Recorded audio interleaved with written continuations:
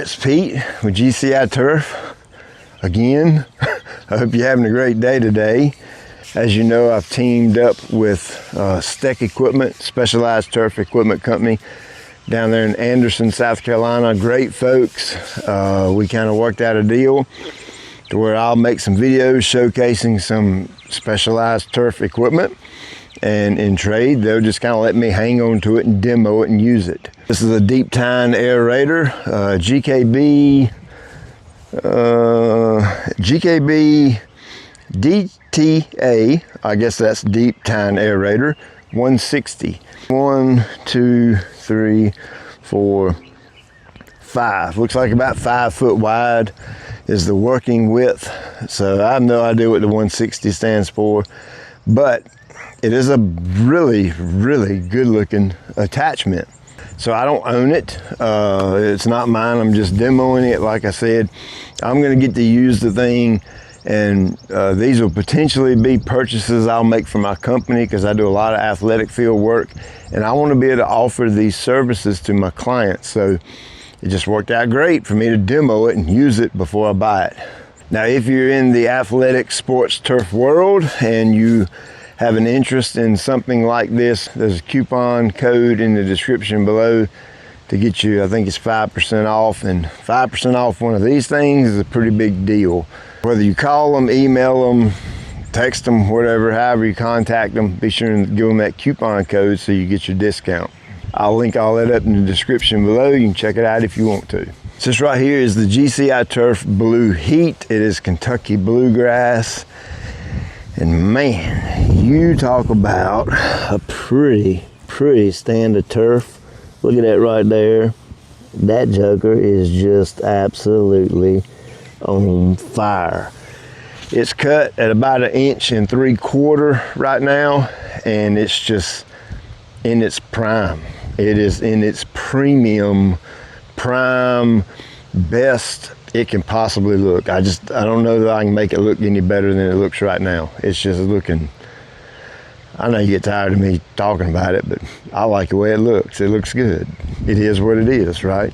You guys will be more familiar with core aeration. You know, that's when the machine goes down into the ground with a tine and physically removes a core of soil from the ground, and you'll have that little dog turd left laying on top of the ground. Typically the water will wash it back down into the soil. And then you've seen those little spiker things with like a little triangle shape that kind of spikes in the ground. Then you've seen my aerators. Those are solid tine shafts. They jiggle and vibrate while they're in the ground, and they kind of fracture the soil. Well, all those are different forms of aeration. You know, they all have their place. They all do kind of the same thing. It is my personal opinion that mechanical aeration is hands down the best way to open the ground up so that air, water, nutrients can get down into the root zone to where it needs to be. Now, deep tine aeration is simply kind of next level stuff when it comes to aeration. You can see that tine right there is about 12 inches long right there. Now, this is a solid tine. You see it's not going to pull the actual core out. It's just going to actually push a hole in the ground. Now, the reason these things flip up and down like that is for transportation mode.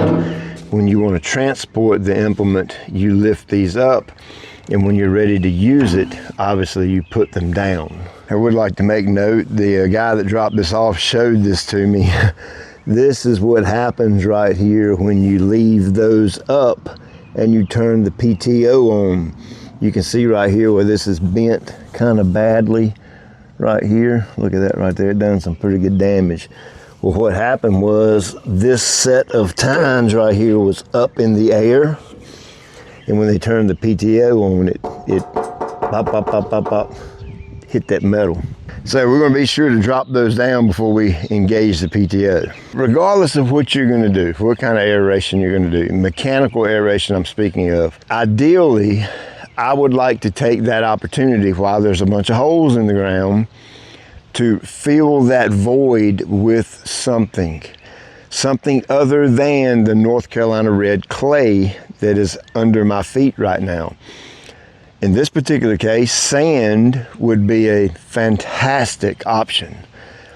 Put a bunch of solid holes in the ground, 10, 12 inches deep, and then go back and top dress with sand. Fill all those holes up with sand best you can. You know, that would be using a top dresser, spreading this out, then taking a broom of some sort and working that sand back and forth and working it down in those holes.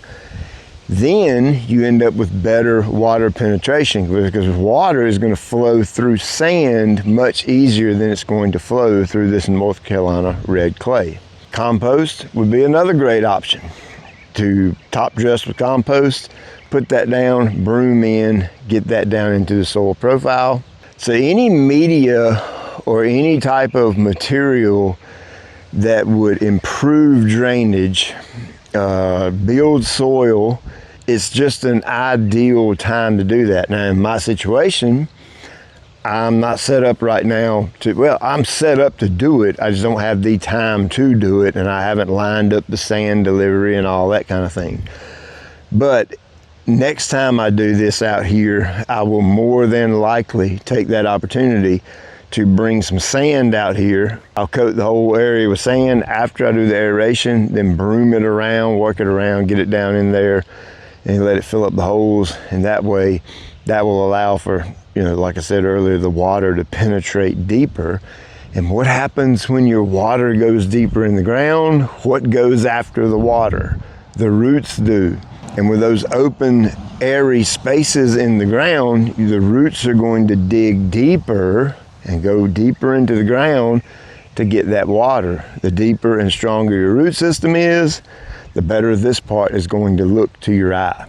Now, one thing I do want to make mention here, you really want to make sure you flag your irrigation heads, and not only the irrigation heads, but the irrigation lines. Like, I can come right here. There's an irrigation head right there in those pine needles, and that line runs straight here under my feet and goes straight over to the well, just to the right of the well, just a little bit. There's another head right on the corner right there. So I need to put a row of flags right through here too. Why? Typical core aeration is only going to go about 4 inches deep. You really don't have to worry about going that depth of hitting the actual irrigation line itself. I'm speaking about the 1-inch pipe underground. You only have to worry about the head of the irrigation system that's sticking, you know, right on the surface of the ground. Well, with these tines over here, these things are so long, they're going to go so deep in the ground, there could potentially be some areas that this could puncture my irrigation line, the PVC pipe underground. So I'm going to take a minute right here, and I'm going to flag all of my heads. And I'm also going to flag all the irrigation lines, so that when I'm operating this machine, then there's no chance of me hitting anything and doing any damage. So before we go through all the trouble of flagging the irrigation heads, let's drop these down right here and let's test run a spot over here. I know for a fact there isn't anything underground right here, so we're safe just to test the spot. I want to test the depth and make sure I don't want to tear my yard up. This is the first time I've ever used a piece of equipment like this, so I just, you know, if I screw something up, I want to do it over here where you can't see it. All right, here goes nothing.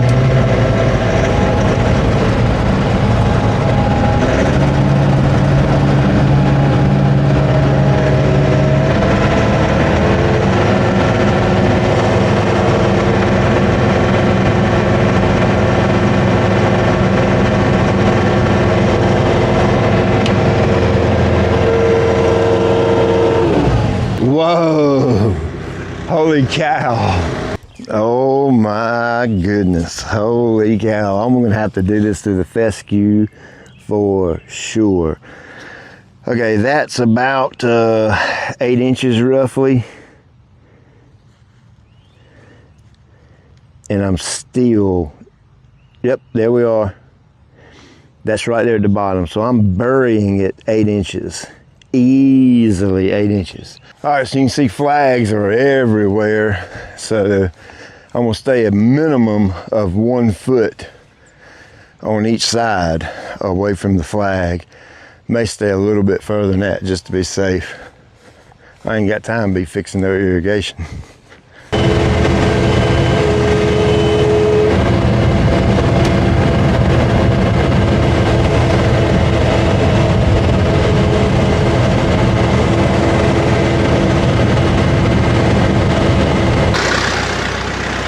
Not gonna lie, that is pretty intense. Holy cow. And they are super close together as well.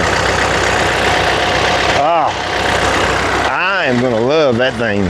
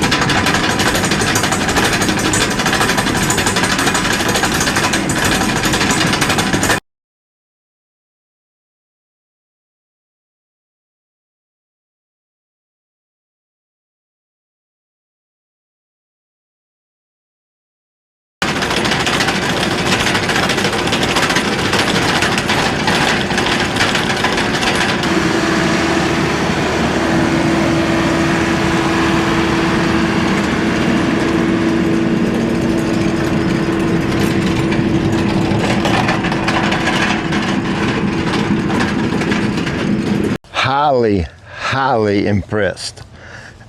I mean, look at the turf. It doesn't even damage it in any way whatsoever. Standing here looking at it with a naked eye, I can't even tell I did anything. But when you get down here and you find a hole, that joker is deep. I did learn a little bit right here.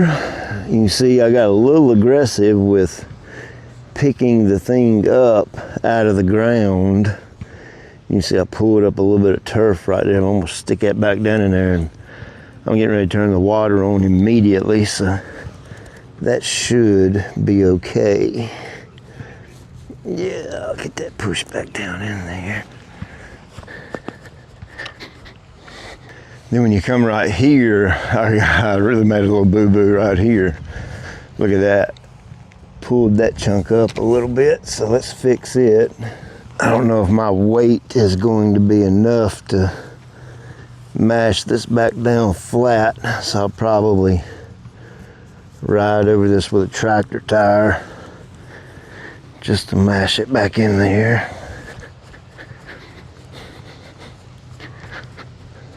I don't know, that's pretty good. I think that'll be all right. Get some water on it. And you can see I got this one more little spot right here. I'm gonna get that tucked back up under there, so that'll go down in there flat, like that right there. Step on it a little bit. Yep, works for me. Wow, so I guess the truth will come out when I turn the irrigation on. That's when we'll find out how good of a job I did staying away from it.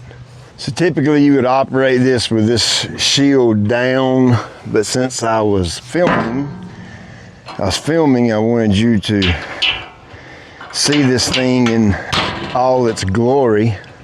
Dude, this thing is so awesome. This is absolutely awesome. It is absolutely on my list of purchases. I don't know if I can swing it this year, But for sure next year I'll have my money right to be able to get one of these, and then it'll just be a thing I offer athletic fields moving forward. I can't get over how close these holes are. I mean, some of them are like 4 inches apart. That is absolutely crazy. And I like it. The more holes, the better aeration, and the more water, air, and nutrient get down in the root zone where I want it. I wish I had some sand and I'd really hook this thing up, but I don't. As always, appreciate you taking time out of your day to watch. I'll check you later.